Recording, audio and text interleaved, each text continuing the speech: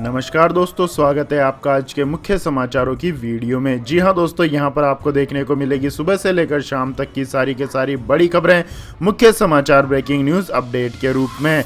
तो दोस्तों, आपसे रिक्वेस्ट है इस वीडियो को ज़्यादा से ज़्यादा लाइक और शेयर करें। तो दोस्तों, जानते हैं आज की पहली बड़ी खबर। अमित शाह का ममता बनर्जी पर निशाना, कहा 2 मई को धूमधाम से विदाई देगी बंगाल की जनता। जी हां दोस्तों, केंद्रीय गृह मंत्री अमित शाह ने रविवार को बंगाल में लगातार 2 रैलियां की। नादिया के बाद बशीरहाट में हुई रैली में भी उन्होंने टीएमसी को निशाने पर लिया और सीएम ममता बनर्जी पर बंगाल चुनाव में हिंसा भड़काने का आरोप लगाया है। बशीरहाट में चुनावी रैली में बोलते हुए अमित शाह ने कहा कि 14 अप्रैल को बंगाल के नववर्ष की आप सभी को शुभकामनाएं देता हूं। जी की जमीन है। महान लेखक विभूति भूषण बंदोपाध्याय जी को प्रणाम करना चाहता हूं। दीदी आजकल एक ही बात करती है कि अमित शाह इस्तीफा दे, मगर आप तैयार रहो दीदी, 2 मई को आपका ही इस्तीफा देना पड़ जाएगा। बंगाल की जनता ने आपका 2 मई को राज्यपाल महोदय के यहाँ इस्तीफा देना तय कर दिया है। इसके बाद दोस्तों, जान लेते हैं अगली बड़ी खबर। पश्चिम बंगाल इलेक्शन 2021, चुनाव आयोग ने कूच बिहार गोलीबारी में सीआईएसएफ को दी क्लीन चिट। जी हां दोस्तों, इलेक्शन कमीशन ने शनिवार को पश्चिम बंगाल में विधानसभा चुनाव के चौथे चरण के दौरान कूच बिहार जिले में सीतलचूरी विधानसभा क्षेत्र में फायरिंग के मामले में सीआईएसएफ को क्लीन चिट दे दी है। इलेक्शन कमीशन ने कहा कि गोली चलाना मतदाताओं की जान बचाने के लिए जरूरी हो गया और इसे आत्मरक्षा में उठाया गया कदम बताया गया है। सीआईएसएफ के जवानों द्वारा शनिवार सुबह करीब 11:50 पर सीतलचूरी के जोर पटकी गांव के आमटोली में बूथ संख्या 126 के पास गोलीबारी से 4 लोगों की मौत हो गई।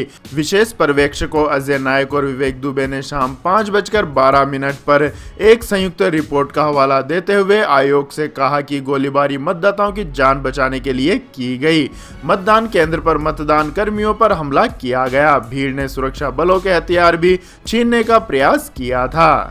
चुनाव आयोग ने कूच बिहार के एसपी देवाशीष धर द्वारा दिए गए बयान का भी उल्लेख किया है, जो समाचार चैनलों पर प्रसारित किया गया था, जिसमें कहा गया था कि सीआईएसएफ कर्मियों ने आत्मरक्षा में गोली चलाई है। इसके बाद दोस्तों, जान लेते हैं अगली बड़ी खबर। अरविंद केजरीवाल बोले, भीख मांगूंगा, जहां जाना होगा जाऊंगा, लेकिन दिल्ली वालों की जान बचाऊंगा।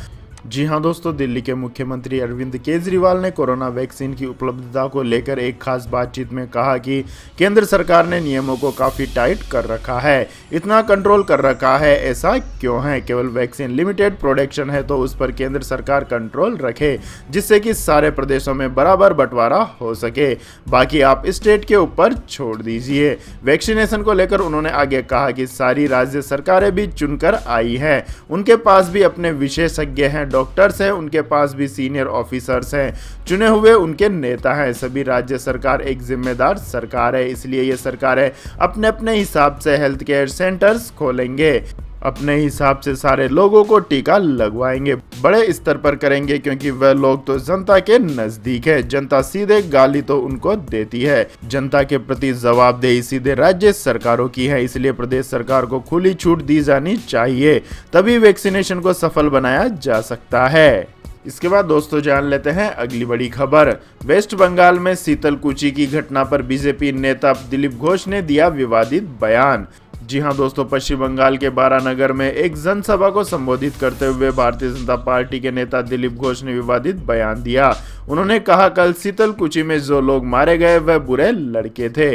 उन्होंने कहा, कुछ बुरे लड़के महिलाओं की साड़ियों को खींचेंगे, अगर वे शिकायत करती हैं तो दीदी कहेंगे कि बुरे लड़कों ने ऐसा किया। आखिर ये बुरे लड़के कौन है, वे कहां से आए हैं? कल सीतलकुची में जो लोग मारे गए वह बुरे लड़के थे। अशांति पैदा करने के लिए टीएमसी ने यहां गुंडे भेजे हैं। वे लोगों को धमकी दे रहे थे कि अगर वे टीएमसी के लिए साथ नहीं है तो उन्हें योजनाओं का लाभ नहीं मिलेगा। इसके बाद दोस्तों, जान लेते हैं अगली बड़ी खबर। कोरोना की बेकाबू रफ्तार के बीच देश के कई राज्यों में स्कूल कॉलेज हुए बंद। जी हां दोस्तों, देश में कोरोना की बेकाबू रफ्तार ने कोहराम मचा रखा है। रोजाना आने वाले मामलों की संख्या 1.5 लाख को पार कर गई है। कोरोना महामारी के बढ़ते मामलों को देखते हुए राज्य सरकारें लगातार कई सावधानी भरे कदम उठा रहे हैं। इसी क्रम में कई राज्यों ने वीकेंड लॉकडाउन और नाइट कर्फ्यू लगाया हुआ है। ऐसे में कई राज्यों में स्कूल कॉलेज पर एक बार फिर ताला लटक गया है। इसके अलावा बोर्ड परीक्षाओं को भी आगे बढ़ा दिया गया है। कई जगहों पर बोर्ड परीक्षाओं को रद्द करने की भी मांग हो रही है। बात करें दोस्तों उत्तर प्रदेश की, तो उत्तर प्रदेश में कक्षा 0 से 12वीं तक के सभी सरकारी गैर सरकारी विद्यालयों में 30 अप्रैल तक पढ़ाई स्थगित करने का निर्देश दिया है।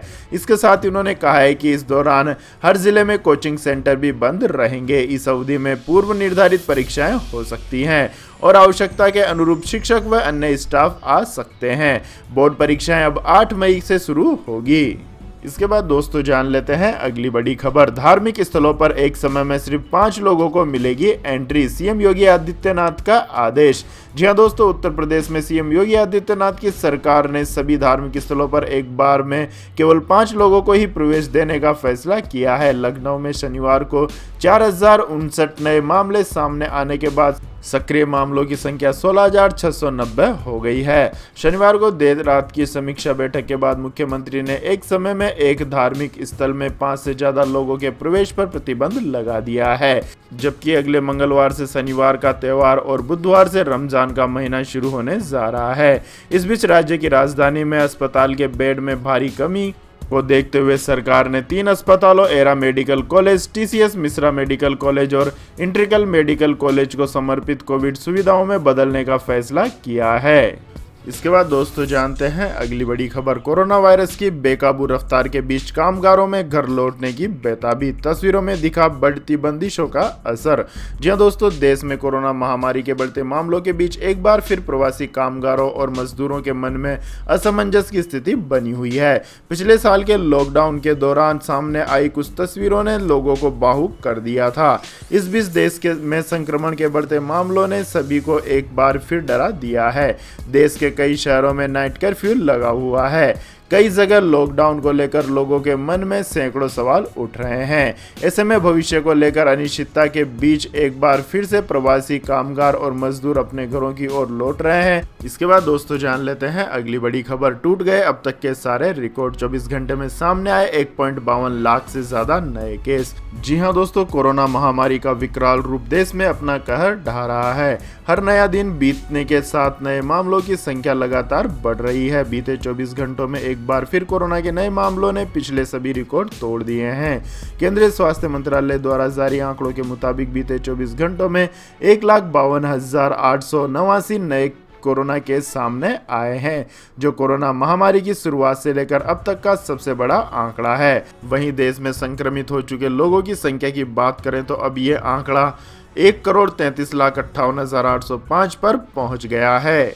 इसके बाद दोस्तों जान लेते हैं अगली बड़ी खबर। सोनिया गांधी का केंद्र सरकार पर हमला, कहा कोरोना पर पारदर्शिता लाएं, केंद्र सरकार सही आंकड़े करे पेश। जी हां दोस्तों, कोरोना के बढ़ते संक्रमण के मामलों के बीच कांग्रेस अध्यक्ष सोनिया गांधी ने गठबंधन और कांग्रेस शासित राज्यों के मुख्यमंत्रियों संग वीडियो कॉन्फ्रेंस के जरिए बैठक की। इस दौरान सोनिया गांधी ने कहा कि कोरोना संक्रमण के मामले बढ़ते जा रहे हैं। ऐसे में मुख्य विपक्षी पार्टी होने के नाते यह हमारी जिम्मेदारी है कि यह मुद्दा उठाया जाए और सरकार को कही जाए कि पीआर हथकंडों के बजाय लोगों के हितों में काम करने पर जोर दें। सोनिया गांधी ने कहा कि हालात को लेकर पारदर्शिता होनी चाहिए। सरकार को कोरोना से संक्रमित और मारे गए लोगों के सही आंकड़े पेश करने चाहिए, चाहे वो कांग्रेस शासित राज्य हो या फिर गैर कांग्रेस शासित।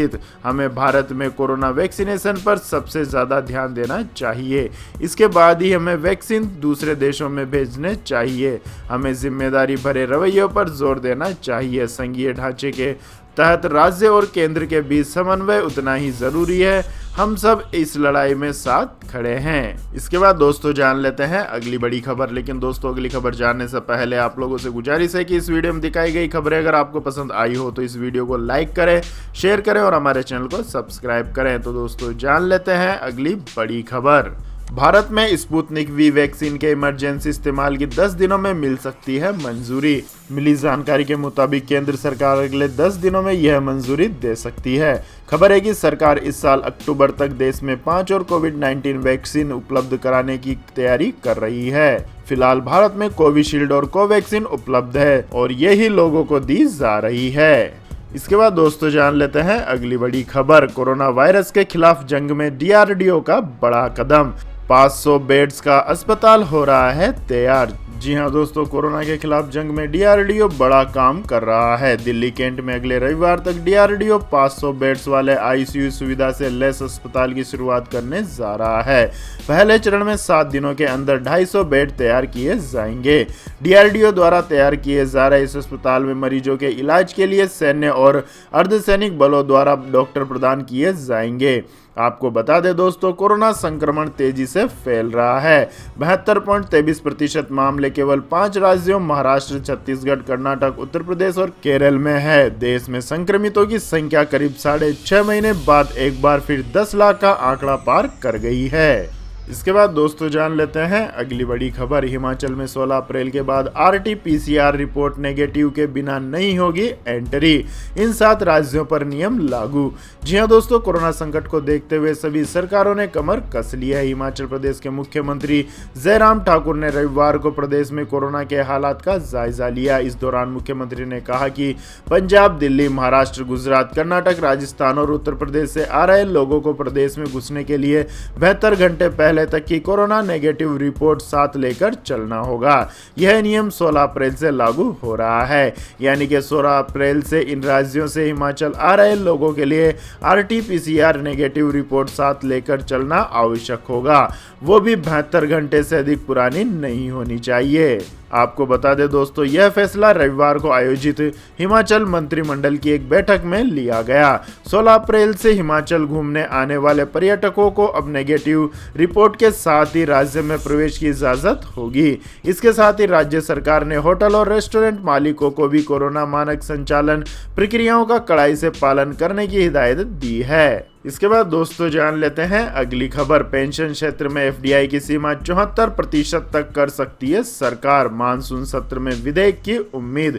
जी हां दोस्तों, सरकार पेंशन क्षेत्र में प्रत्यक्ष विदेशी निवेश की सीमा बढ़ाकर 74% तक कर सकती है। सूत्रों ने कहा है कि इस बारे में विधेयक संसद के मानसून सत्र में लाया जा सकता है। बीमा क्षेत्र में एफडीआई की सीमा को 49 से बढ़ाकर 74% तक करने के कानूनी संशोधन को संसद ने पिछले महीने ही मंजूरी दे दी थी। बीमा अधिनियम 1938 में अंतिम बार 2015 में संशोधन कर एफडीआई की सीमा को बढ़ाकर 49% किया गया था। इससे इस क्षेत्र में 5 साल में 26,000 करोड़ रुपए का विदेशी निवेश आया है। सूत्रों की माने तो दोस्तों, पेंशन कोष नियामक एवं विकास प्राधिकरण अधिनियम 2013 में संशोधन मानसून सत्र या शीतकालीन सत्र में लाया जा सकता है। इसके जरिए पेंशन क्षेत्र में एफडीआई की सीमा बढ़ाई जाएगी। अभी पेंशन क्षेत्र में एफडीआई की सीमा 49% है। सूत्रों ने बताया है कि संशोधन विधेयक में राष्ट्रीय पेंशन प्रणाली न्यास को पीएफआरडीए से अलग करने का प्रावधान हो सकता है। इसके बाद दोस्तों जान लेते हैं अगली खबर। जैक मा की अलीबाबा को लगा अरबों का झटका। चीन ने लगाया $2.78 बिलियन का जुर्माना।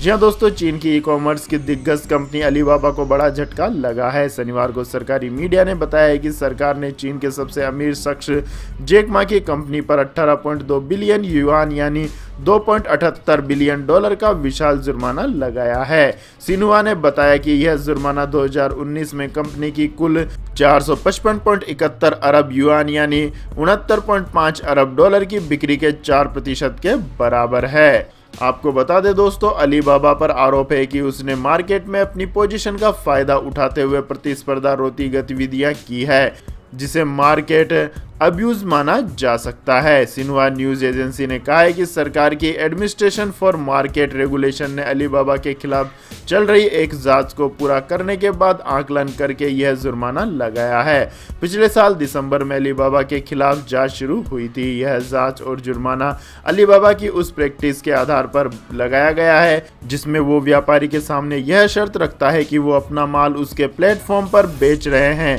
इसके बाद दोस्तों जान लेते हैं अगली खबर। भीषण गर्मी के बीच देश के इन राज्यों में भारी बारिश का अलर्ट। जी हां दोस्तों, उत्तर भारत के लोग इन दिनों भीषण गर्मी से जूझ रहे हैं। देश की राजधानी दिल्ली के तापमान में खास बढ़ोतरी देखी जा रही है। दिल्ली के मौसम विभाग केंद्र के अनुसार शनिवार को राजधानी का अधिकतम तापमान सामान्य से एक अधिक 37.2 डिग्री सेल्सियस दर्ज किया गया। न्यूनतम तापमान सामान्य से 3 कम 17.1 डिग्री सेल्सियस दर्ज किया गया। दिल्ली एनसीआर के लोग भीषण तपिश से परेशान है, तो वहीं देश के कई अन्य हिस्सों में भारतीय मौसम विभाग ने बारिश का अलर्ट जारी किया है। आईएमडी के अनुसार आने वाले दिनों यानी 15 अप्रैल तक जम्मू कश्मीर, लद्दाख, गिलगित बल्टिस्तान और मुजफ्फराबाद में भी भारी बारिश हो सकती है। इसके साथ ही 14 और 15 अप्रैल के बीच पश्चिमी राजस्थान के अलग अलग हिस्सों पर आंधी और तूफान की संभावना बनी हुई है। इसके बाद दोस्तों जान लेते हैं अगली खबर। सोने की कीमत में फिर बढ़ोतरी हुई, जबकि चांदी के दाम में गिरावट। एचडीएफसी सिक्योरिटीज के अनुसार राष्ट्रीय राजधानी दिल्ली में शुक्रवार को सोने की कीमत 97 रुपए से बढ़कर 46,257 रुपए प्रति 10 ग्राम हो गई है। वहीं चांदी 275 रुपए गिरकर 66,253 रुपए प्रति किलोग्राम हो गई है। पिछले दिन ये 66,528 रुपए प्रति किलोग्राम पर बंद हुई थी, जबकि दोनों के वायदा भाव में गिरावट हुई है। उधर अंतर्राष्ट्रीय बाजार में सोना $1745 प्रति औंस के निचले स्तर पर और चांदी $2515 प्रति औंस पर सपाट रही। इसके बाद दोस्तों जान लेते हैं अगली खबर। WHO का अनुरोध, गरीब देशों को कोरोना वैक्सीन मुहैया कराए विकसित देश। जी हाँ दोस्तों, कुछ विकसित देश जैसे ब्रिटेन, ऑस्ट्रेलिया और ग्रीस ने रक्त में थक्का बनने की समस्या के चलते अपनी कम उम्र वाली आबादी को एस्ट्राजेनेका वैक्सीन न देने का फैसला लिया है। इन देशों के पास कोविड-19 से बचाव वाली इस वैक्सीन का बड़ा भंडार मौजूद है। ऐसे में विश्व स्वास्थ्य संगठन ने संपन्न देशों से अतिरिक्त वैक्सीन का वितरण गरीब देशों में करने का अनुरोध किया है। WHO एस्ट्राजेनेका वैक्सीन को सुरक्षित करार दे चुका है, लेकिन कुछ देश सुरक्षात्मक उपायों के तहत इसका सीमित इस्तेमाल कर रहे हैं, जबकि उन्होंने आबादी के हिसाब से वैक्सीन की बड़ी मात्रा पहले से ही बुक करा रखी है। इसके बाद दोस्तों जान लेते हैं अगली बड़ी खबर। म्यांमार में एक और खूनी दिन, सुरक्षा बलों ने एक दिन में 82 लोकतंत्र समर्थकों की हत्या। जी हां दोस्तों, म्यांमार में सुरक्षा बलों ने शुक्रवार को सैन्य तख्तापलट के खिलाफ प्रदर्शन करने वाले कम से कम 82 लोकतंत्र समर्थकों को मार डाला। मारे गए प्रदर्शनकारियों की संख्या पर नजर रखने वाले एक संगठन और स्थानीय मीडिया की खबरों में यह दावा किया गया है। बागो शहर में सुरक्षा बलों की कार्रवाई में शुक्रवार को 82 प्रदर्शनकारियों की मौत हो गई। इससे पहले 14 मार्च को यंगून में 100 से ज्यादा लोग मारे गए थे। यंगून से बागो शहर करीब 100 किलोमीटर दूर है। एसोसिएट प्रेस स्वतंत्र रूप से मौत के इन आंकड़ों की पुष्टि करने में असमर्थ है। इसके बाद दोस्तों जान लेते हैं अगली खबर। उइगर के नरसंहार के लिए चीन जिम्मेदार, 50 से अधिक विशेषज्ञों द्वारा तैयार की गई रिपोर्ट में किया गया दावा। रिपोर्ट के मुताबिक new lines institute of strategy and policy think tank ने गत सप्ताह की शुरुआत में यह रिपोर्ट जारी की थी। इसमें साफ तौर पर कहा गया है कि उइगर के नरसंहार के लिए चीन जिम्मेदार है। यह पहली बार है जब किसी गैर सरकारी संगठन ने शिनजियांग में हो रहे नरसंहार के आरोपों का न केवल स्वतंत्र विश्लेषण किया, बल्कि यह भी पता लगाने की कोशिश की है कि क्या बीजिंग को इन अपराधों के लिए जिम्मेदार ठहराया जा सकता है। तो यह थी दोस्तों आज की सभी प्रमुख बड़ी खबरें। और दोस्तों बारी आती है आज के माइंड किच क्वेश्चन की, जिसका जवाब देकर आप बन सकते हैं एक शानदार उपहार के विजेता। तो दोस्तों आज का सवाल है, भारत में चलने वाली प्रथम प्राइवेट ट्रेन का नाम क्या है? जी हां दोस्तों, अगर आपको इस सवाल का जवाब आता है तो तुरंत कमेंट सेक्शन में लिख दीजिए। इस वीडियो को लाइक कीजिए, शेयर कीजिए और हमारे चैनल को सब्सक्राइब करके बेल आइकन का बटन भी दबा लें। धन्यवाद। जय हिंद, जय भारत, वंदे मातरम।